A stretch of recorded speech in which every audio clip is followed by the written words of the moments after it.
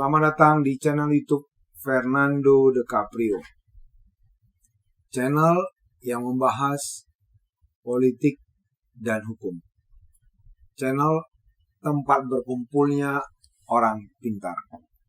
Kata orang bijak, orang pintar ketemu dengan orang pintar. Orang pintar tidak akan ketemu dengan orang bebal. Pada hari ini kami membahas topik yang sangat menarik sekali ya, terkait dengan tertangkapnya seorang wanita yang dijuluki sebagai Ratu Narkotika. Ya, Ratu Narkotika, Ratu N. Bayangkan aja, wanita ini di medsos kelihatan hidupnya glamor, menunjukkan kekayaannya, berangkat ke luar negeri dengan gaya seorang selebriti. Luar biasa. Ya, ternyata memang di dunia yang semakin modern sekarang ini, orang berlomba-lomba menunjukkan bagaimana dia hidup seolah-olah sudah mapan, atau seorang selebriti ya yang menghambur-hamburkan uang seperti tidak pernah kekurangan. Ya, ternyata gaya hidup yang ditampilkan oleh wanita tersebut didapat dari hasil kejahatan. Banyak juga di media sosial orang-orang mempertunjukkan kemewahannya, ternyata hasilnya bukan dari usaha kerja keras. Bisa jadi menipu, ya, seperti ada tuh kakak beradik ya, menipu juga, gayanya hedon, sudah tertangkap ya oleh, kalau nggak salah saya, Polda Metro Jaya. Ya, ada yang hidupnya glamor, ternyata juga dari hasil korupsi. Ya, istrinya menunjukkan gaya hingar-bingar, tapi ternyata itu hasil korupsi. Kalau nggak tertangkap sama KPK, ya gaya istrinya akan seperti itu terus. Ya, untung aja KPK bergerak cepat menangkap suaminya, sehingga ketahuanlah bahwasanya uang yang didapatkannya dengan melakukan ini ya, menunjukkan di media sosial bahwasanya dia seorang selebriti, ya, ternyata didapatkan dari hasil kejahatan. Jadi banyak di Republik ini menunjukkan hidup hedon, ternyata hasil dari kejahatan. Ya, mudah-mudahan banyaklah manusia-manusia di luar sana sadar. Gak perlu Anda mempertontonkan gaya hidup hedon, ternyata itu bukan didapat dari hasil kerja keras Anda, tapi dari hasil menipu, korupsi, dan lain sebagainya. Ngapain begitu? Ada yang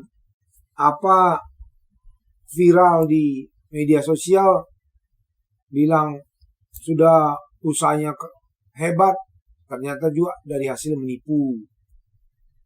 Ya, hasil robot trading. Ya, akhirnya ditangkap oleh Mabes Polri. Sekarang jatuh miskin. Ya, jadi sudahlah. Kalau Anda mempunyai harta kekayaan nggak usah Anda ini kan umbar-umbar ke medsos yang membuat orang cemburu, iri, atau pengen seperti Anda. Padahal hasilnya belum tentu hasil kerja keras. Jadi kalau Anda pun mendapatkan sesuatu bukan hasil kerja keras Anda, ya udahlah, nggak usah lah, diam-diam aja, nikmatin aja. Supaya besok-besok kalau Anda ketahuan, tertangkap, ternyata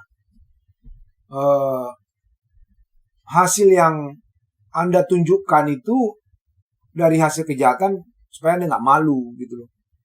Jadi diam-diam aja kalau Anda mempunyai harta dari bukan kerja keras Anda. Ya, kita membahas terkait dengan ratu narkoba ditangkap.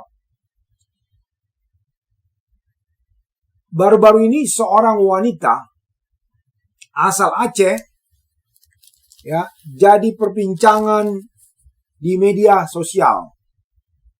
Ya, kenapa jadi perbincangan? Karena dia mempertunjukkan gayanya luar biasa, ya, ke luar negeri, menunjukkan tasnya yang branded, ya. Ternyata ditangkap oleh BNN. Dia seorang wanita dari Aceh, ya. Wanita yang akrab dipanggil Nyonya N. Nyonya N mungkin diidentikan dengan Nyonya Narkoba. Ya. Jadi dia dikatakan Nyonya N karena identik dengan bisnis narkotika. Dan dia dijuluki sebagai Ratu Narkoba. Adapun Nyonya N diciduk di NS Dorsmer miliknya di Pesangan, Kabupaten Biren pada tanggal 8 Agustus 2023 lalu. Ya, dia ditangkap di tempat usaha. Kalau di Medan itu atau di Aceh itu tempat pencucian mobil dikatakan Dorsmer. Dorsmer itu kalau saya nggak salah tuh berasal dari bahasa Belanda. Karena di Sumatera Utara dan Aceh itu masih kental sedikit-sedikit dengan istilah-istilah Belanda. Ya. Kalau di sini Dorsmer itu cuci steam. Ya, tempat pencucian mobil biasanya. Ya. Jadi Ratu Narkoba ini ditangkap di tempat pencucian mobil miliknya sendiri. Dalam penangkapan ini, BNN menangkap sekitar 4 orang. 4 orang tersebut antara lain M alias PM, alias APA, AR alias R, H alias A, dan AN. Ya. AN adalah sosok suami dari Ratu Narkoba Aceh. Peran tersangka M alias PM alias APA berperan sebagai penjaga sabu dan pil ekstasi di dalam ruko. Ya. Jadi ini jaringan internasional, tapi hari ini BNN belum membongkar itu dari mana jaringan internasionalnya. AR alias R, H alias A, dan AN berperan menghitung sabu dan ekstasi di dalam ruko. Ya, berapa kilo masuk sabu atau penjualan mungkin yang beredar, ekstasi yang keluar masuk di rukonya dihitung oleh jaringan dari Ratu Narkoba tersebut. Berapa yang terjual hari ini, pemasukan berapa, keluar berapa. Benar-benar dibikin bisnis. Sementara itu, ya, Ratu Narkoba dan MA alias AB berperan sebagai bandar utama untuk jaringan narkotika tersebut. Ya, jadi dia seorang wanita, tapi ternyata dialah bandarnya. Luar biasa. Ya, nampak seperti wanita baik-baik, ternyata dialah bandar narkotika. Ini seperti saya pernah nonton film juga, ya. Ternyata dia sebagai bandarnya, dia mau memerintahkan seluruh jaringannya untuk ikut apa kata beliau. Dalam film pernah saya tonton itu, bahkan wanita ini bertangan besi. Ketika misalnya orang tangan kanannya tidak mengikuti perintahnya, dia tembak mati. Saya pernah nonton film itu. Kira-kira mungkin seperti inilah jaringan N ini ya. Menurut Kepala BNN Republik Indonesia, Komjen Pol Profesor Dr. Petrus Reinhard Golose mengatakan, awalnya tim BNN menciduk seorang bandar narkoba yang berinisial AN. Ternyata AN tersebut adalah suami dari ratu narkoba tersebut. Jadi berawal ditangkap dari ininya. Suaminya dulu ditangkap. Dari suaminya baru ini ditelusurin kemana-mana, ketahuan lah bahwasanya ternyata narkotika tersebut pemilik utamanya adalah istrinya sendiri. Dari tangan pelaku atau AN disita 52 kg sabu yang dikemas dengan 50 bungkus plastik. Wow. Memang rata-rata narkotika itu dibikin mereka plastik ya. Seperti yang tertangkap sebelumnya, seperti narkotika yang masuk dari China, mereka membungkus plastik, narkoba tersebut dengan bungkus plastik seolah-olah itu daun teh, ya, atau makanan ringan. Bayangkan aja, banyak modus-modus bandar narkoba hendak mengelabui petugas dengan kemasan-kemasan yang unik agar tidak mencurigakan. Ini memang modus-modus dari pelaku perdagangan narkotika mengemas narkotika tersebut sebaik-baiknya tanpa membuat curiga. Narkotika tersebut ya, yang 50 bungkus plastik itu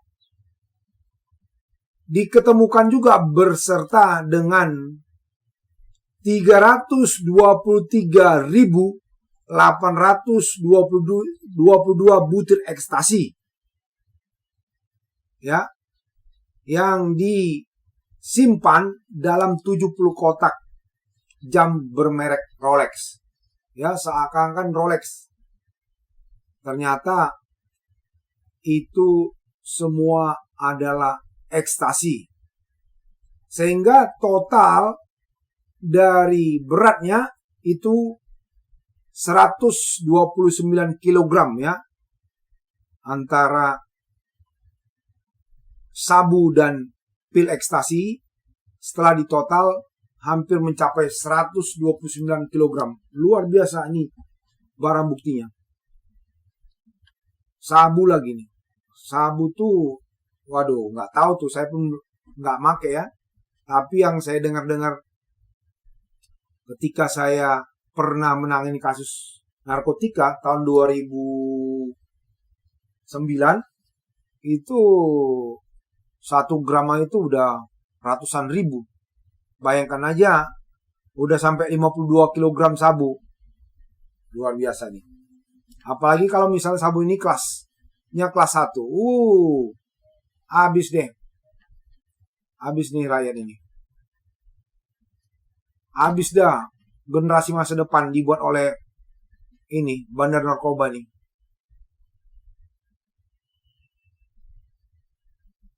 Ketika ditangkap, AN mengaku ya hanya sebagai pelaksana dari perintah istrinya sebagai pimpinan pemasok narkotika. Lalu setelah penangkapan tersebut, BNN bergerak cepat dan mengamankan H alias Nisa atau dikenal dengan Nyonya N. Ya, jadi namanya ini H alias Nisa atau Nyonya N, Nyonya Narkoba. Tertangkapnya Nyonya N atau Ratu Narkoba membuat publik Aceh banyak yang terkejut. Lantaran Nyonya N adalah sosok yang dermawan. Ini kayak model Robin Hood kali ya. Merampok, bagi-bagi. Menjual narkotika, bagi-bagi hasilnya kepada masyarakat. Sehingga tidak tahu masyarakat tuh seolah itu bak pahlawan. Seperti Robin Hood. Nah, itu yang dilakukan sosok N. Menurut informasi, sosok N atau Nyonya N dikenal sangat tajir dan memiliki banyak koneksi istri para elit birokrasi, baik di tingkat lokal maupun nasional. Wow, gila. Dia bak selebritis, membagi-bagi atau menyumbang dermawan, ya, lalu dilihat oleh istri-istri pejabat, dia minta ketemu, dikasih, ternyata hasil itu semua dari narkotika, hasil kejahatan. Bayangkan aja, dia ketemu sama pejabat-pejabat, istri pejabat di Republik ini, ternyata hasil yang disumbangkan kepada masyarakat itu hasil kejahatan semua. Ngeri kan? Bahkan dari akun Instagramnya, Nyonya N kerap membagikan momen-momen saat dia memberi bantuan. Yaitu orang-orang yang bak selebriti ini kalau memberikan sesuatu selalu diekspos, foto-foto di mana dia berada lalu di-upload di medsosnya, Instagram kah, TikTok atau Facebook, ya begitulah. Padahal banyak orang yang berbagi lebih dari dia itu memberikannya tanpa tahu orang lain. Itulah yang benar. Seperti kata ini ajaran yang baik, jika tangan kanan memberi, baiknya tangan kiri tidak mengetahuinya. Ya, apa yang kamu beri kepada orang lain tidak perlu orang lain mengetahui, tidak perlu kamu expose. Kalau itu memang kamu memberikannya dengan sukacita tanpa harapan orang mengucapkan terima kasih atau kamu dikatakan orang hebat. Beberapa waktu lalu ketika peredaran narkotika ini masih berlangsung dengan baik, Nyonya N ini juga telah mendirikan perusahaan usaha Dorsmer di Bakpon, Cot Buket, Kecamatan Pususang dengan 12 karyawan. Dan ketika launching dari Dorsmer tersebut, banyak tamu-tamu dia yang hebat-hebat yang datang. Bahkan dalam ini tersebut, pembukaannya, launchingnya, beliau mengundang anak yatim untuk hadir dalam pembukaan usaha Dorsmer tersebut. Jadi kalau di sana, di daerah Aceh tersebut, Nyonya N disebut sebagai sosok yang suka membantu. ringan tangan, dan menjadi tempat solusi bagi mereka yang kurang mampu. Ya, kayak inilah Robin Hood, ketika dilihatnya orang miskin, dia berusaha bagaimana merampok kekayaan orang-orang kaya pada saat itu untuk dibagikan kepada masyarakat miskin. Mungkin kira-kira begitulah dia. Tapi yang dibagikannya bukan dari hasil usahanya, tapi hasil kejahatan. Gitu loh. Bahaya sekali tuh. Hasil kejahatan dibagikan pada orang miskin. Seolah dia perpanjangan tangan Tuhan. Ngeri ya. Jadi Ratu N ini sering berpenampilan yang luar biasa. Bak istri pejabat. Karena apa? Karena dia memiliki banyak usaha. Sehingga tak banyak orang yang mencurigai bahwasanya Nyonya N ini adalah pengedar narkotika jaringan internasional. Luar biasa ya. Kamuflase dengan membuka usaha. Ini namanya money laundering. Nanti bisa dikenakan TPPU kalau ya predikat crime ya, pidana asalnya terbukti. Untuk diketahui bahwa menurut pihak BNN, Nyonya N dulunya memiliki suami AR yang pernah berangkat ke Tiongkok untuk berbisnis barang haram ini dan tertangkap. Bayangkan, dulu Nyonya N mempunyai suami namanya AR. Ya, sebelum dia menikah kepada AN. Dia punya suami AR. Ya. Tapi suaminya ini lagi-lagi ternyata bisnis narkotika. Setelah pulang, suaminya ditangkap dan dihukum mati. Ya, AR suami dari N tertangkap dan dihukum mati karena narkotika lagi.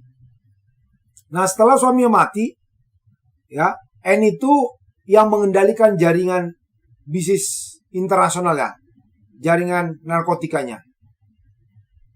Ya, akhirnya N itu menikah setelah suaminya ditembak mati, dia menikah dengan AN. Ya, AN. Setelah suami mati, dia menikah dengan AN. AN inilah orang tangan kepercayaan dia. AN ini suami dia, suami ini ya, kedua setelah suami pertama yang meninggal setelah dieksekusi, kena hukuman mati jaringan internasional. Nyonya N diduga melanjutkan bisnis narkotika ini dengan rapi dan mendirikan banyak usaha supaya tidak curiga masyarakat. Jadi asli penjual narkotika itu dibangun usaha sana sini merekrut orang sehingga orang nggak menduga bahwasanya sebenarnya dia adalah pedagang narkotika kelas internasional. Jadi dia begitu menyumbang masyarakat, membuka usaha, lalu bergabung di kalangan elit istri-istri dari para pejabat, baik di tingkat daerah maupun nasional. Ya, selama ini dia bisa gaya dan lain sebagainya, dihormatin ya karena dia menyumbang kepada masyarakat tidak mampu membuka usaha. Ternyata semua itu dari hasil narkotika. Ya, luar biasa si Nyonya ini. Mudah-mudahan yang lainnya juga bisa tertangkap supaya nggak gawat di negara. Udah sampai jaringan N itu menjual kepada masyarakat dengan harga murah, matilah. Bisa aja dijual dengan harga murah supaya apa? Supaya orang tergantung, kepengen make. Wah, ini kayaknya enak tuh. Kalau orang udah enak, ya dia akan repeat order. Ya, jadi kita belum tahu gimana peredaran narkotika dari N ini, kita berharap kepada pihak kepolisian untuk segera membongkar kasus ini. Menurut Komjen Polisi Petrus, Nyonya N dikenakan pasal 114 ayat 2. Ya, 114 ayat 2 itu apa bunyinya? Saya bacakan ya. Menurut pasal 114 ayat 2, ya, Undang-Undang nomor 35 tahun 2009 tentang narkotika, dia mengatakan ini ya, bunyi pasalnya, pasal 114 ayat 2. Dalam hal perbuatan menawarkan untuk dijual, menjual, membeli, menjadi perantara dalam jual beli, menukar, menyerahkan atau menerima narkotika golongan 1 sebagaimana dimaksud pada ayat 1 yang dalam bentuk tanaman beratnya lebih dari 1 kilogram atau melebihi 5 batang pohon, atau dalam bentuk bukan tanaman beratnya 5 gram, bayangkan ya, 5 gram udah kena. Ya, ini tadi beratnya 50 kilogram. Luar biasa, 52 kilogram. Ya, melebihi 1 gram atau melebihi 5 batang pohon, atau dalam bentuk bukan tanaman berat atau 5 gram, pelaku dipidana dengan pidana mati, pidana seumur hidup, atau pidana penjara paling singkat 6 tahun dan paling lama 20 tahun, dan pidana denda maksimum sebagaimana dimaksud pada ayat 1 ditambah 1/3. Ya, kalau ayat 1 dia didenda 1 miliar. Minimum, maksimum 10 miliar. Ya, nanti ditambah lagi 1/3-nya. Itu bunyi pasal 114 ayat 2.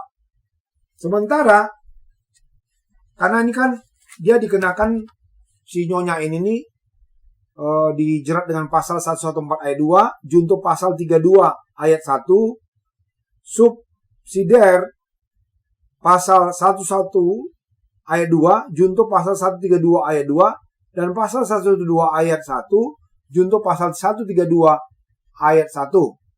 Undang-Undang nomor 5 tahun 2009 tentang narkotika. Ya, ancamannya hukuman mati, maksimal hukuman mati atau penjara seumur hidup. Ya, di pasal 132 saya bacakan ya. Percobaan atau pemufakatan jahat untuk melakukan tindak pidana narkotika dan prekursor narkotika sebagaimana dimaksud dalam pasal 11, pasal 112, pasal 113, pasal 114, pasal 115, pasal 116, pasal 117, pasal 118, pasal 119, pasal 120, pasal 121, pasal 122, dan pasal 123, pasal 124, pasal 125, pasal 126, dan pasal 129. Pelakunya dipidana dengan pidana penjara yang sama dengan ketentuan sebagaimana dimaksud dalam pasal-pasal tersebut. Ya, jadi kalau udah sampai begini beratnya ya, saya nih berharap supaya langsung dihukum mati, termasuk jaringan-jaringannya. Ya, biar kapok, bahaya negara ini. Kalau sudah nanti masuk ke sendi-sendi masyarakat, misalnya ke sekolah-sekolah, hancurlah republik ini. Ya, kita berharap kepada BNN segera usut tuntas jaringan dari N sebagai ratu narkotika. Itu aja yang bisa kami sampaikan pada hari ini. Ya, bagi para penonton channel YouTube Fernando DiCaprio yang belum mensubscribe, silakan di-subscribe. Yang belum mengkomen, silakan komen dan share kepada teman-teman Anda sekalian.